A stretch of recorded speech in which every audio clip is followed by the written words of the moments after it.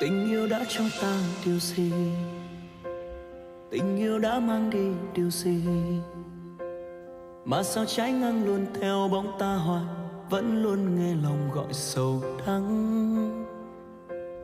Người đi mãi không quay về, người quên hết bao nhiêu hẹn thề. Giờ ta sẽ không tin em nữa đâu người, trái tim ta không còn niềm tin.